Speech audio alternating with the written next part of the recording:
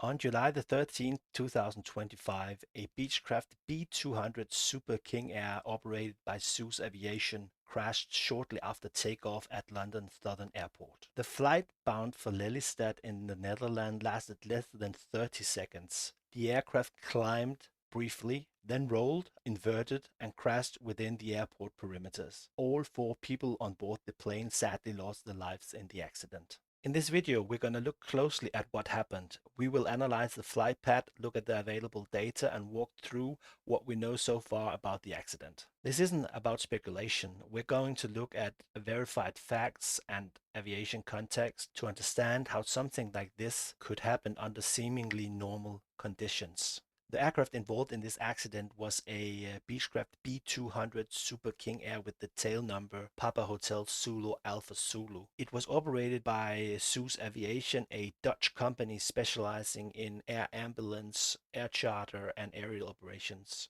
The B-200 is a twin-engine turboprop that has been flying since the 70s. It's been known for its reliability, solid performance, and forgiving flight characteristics. It's a real workhorse.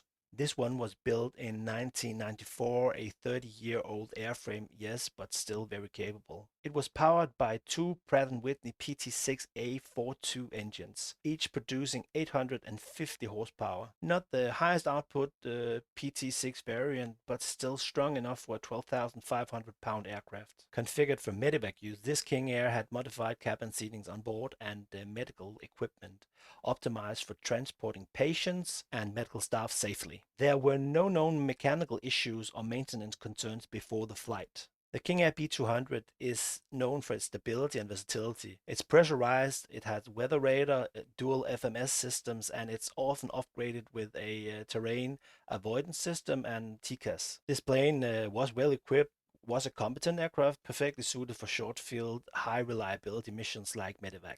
Accidents involving this model are rare, especially in daylight, clear weather, and under controlled airport operations. On the day of the accident, the plane flew under call sign SUS-1, a typical Zeusch Aviation medevac call sign. The day began in Athens, Greece, where it took off around 8:30 local time, had a quick stop in Pula, Croatia, before it went on its final leg to Southend Airport in the UK.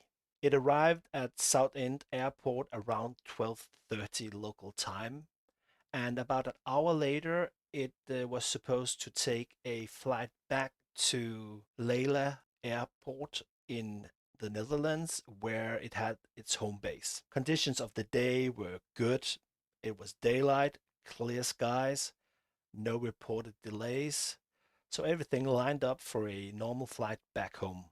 ADS-B data shows a completely normal takeoff roll. The aircraft rotated at about 103 knots and began climbing, reaching a maximum altitude of 175 feet, which is about 100 feet above ground level. Within seconds, it entered a sharp lift bank, and the bank continued 45 degrees, 60 degrees, and then beyond 90 degrees until it was completely inverted. It nosedived into the ground. The impact and fire destroyed the aircraft completely, and all this happened within the airport perimeter. No mayday call was made. The entire sequence from wheels up to impact took less than 30 seconds. Eyewitnesses have described the aircraft banking sharply left and then losing lift and dropping almost vertically. Before we dig into possible causes, I would like to hear your thoughts, so pause the video and head down to the comment section and give me your view on what might be the reason for the accident. And if you like this kind of aviation analysis, a subscribe and a like would go a long way. So thank you very much. Now, at the time of the recording, the UK Air Accident Investigation Brand, the AAIB, has not released a preliminary report, but based on what we know, flight data, aircraft behavior, and past accidents, we can explore 4 leading theories, or at least my 4 leading theories. My first theory is that the plane lost one engine, causing asymmetric thrust. If one of the PT6A engines fails during takeoff, especially at low altitude, and the other one remains at full power, this causes a immediate and violent yaw towards the dead engine. If the dead engine does not feather it will create huge drag that will cause the plane to both yaw and roll to the dead engine side, and if not corrected instantly, it can become unrecoverable. The plane did reach a good speed of around 103 knots, which is well above its minimum control speed, or the VMC speed, which is about 86 knots. The VMC speed is a speed the plane has to achieve to be able to stay under control during a single engine failure. So basically, in theory, it should have been controllable if everything else went right. The second theory is that there was a flight control failure. If an aileron or yacht rudder was jammed, disconnected, or somehow otherwise failed, the aircraft might enter a roll and the pilot couldn't stop it. This happened in a 2017 King Air crash in Essendon, Australia, where incorrect rudder trim caused an uncontrollable yaw and roll after takeoff that caused the plane to crash. A third theory could be that there was an improper weight and balance calculation or a cargo shift. For this aircraft to become unstable, it had to be a substantial shift.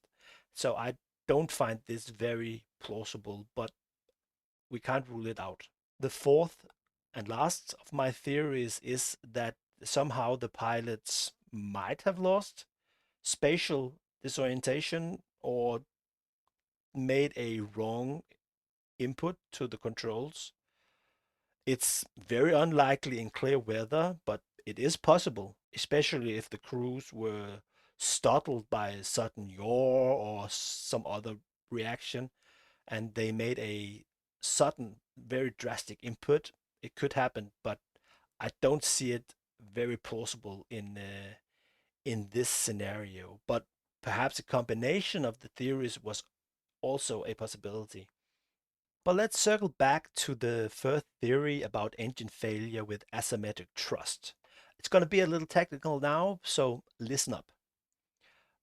When one engine fails, the plane starts to yaw towards the dead engine side. The plane also starts to roll rapidly towards the dead engine. You want to make sure that the propeller on the dead engine starts to feather. That means that the propeller begins to turn like this into the wind so it doesn't spin around like a windmill.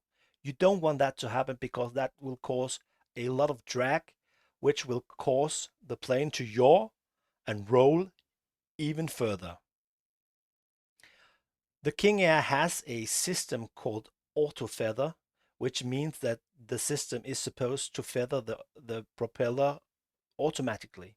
But this system fails sometimes, it doesn't work, or it's not activated by mistake of the pilot. Then the pilot has to react. They can feather the propeller manually by pulling back the propeller lever to feather position, causing the propeller to do the same thing, turn up against the wind, reducing drag, making the plane more controllable. Below 300 feet, there's not a lot of time to fix this if it happens, and a roll can become unrecoverable if not treated correctly.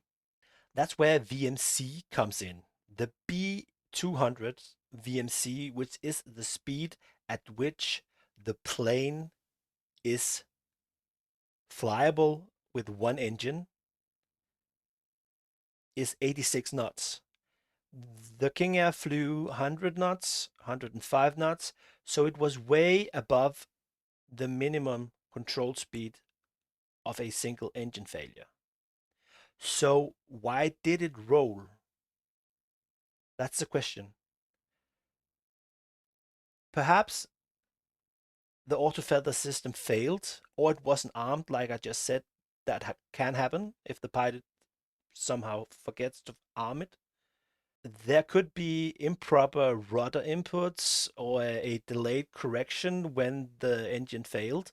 There's also something called a startle effect, where a pilot might freeze up a few seconds before actually making an input, the brain has to figure out what's going on, and it takes time to get a reaction, so the plane just spins out of control.